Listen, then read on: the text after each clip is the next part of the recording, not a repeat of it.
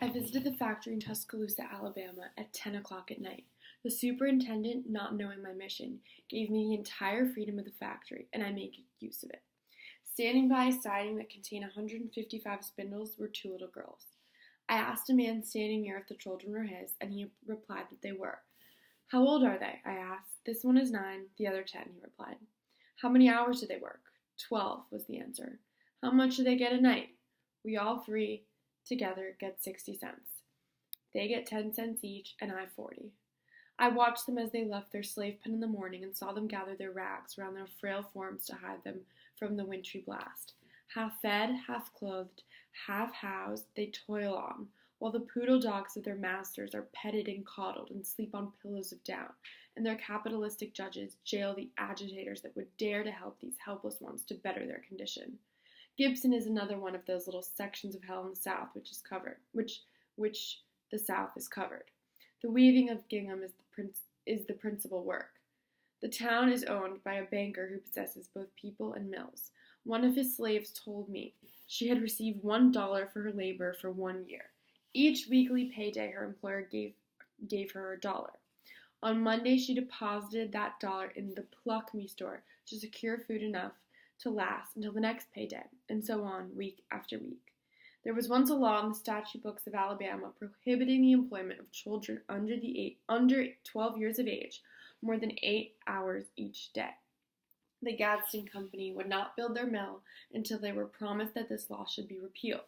When the repeal came up for the final reading, I find an examination of the records of the House that there were 60 members present. Of these, 57 voted for the repeal and 3 against. To the everlasting credit of young Manning, who was a member of that House, let it be stated that he both spoke and voted against that appeal. I asked one member of the House why he voted to murder the children, and he replied that he did not think he could earn enough to support themselves if they only worked 8 hours. These are the kind of tools that the intelligent working men put in office.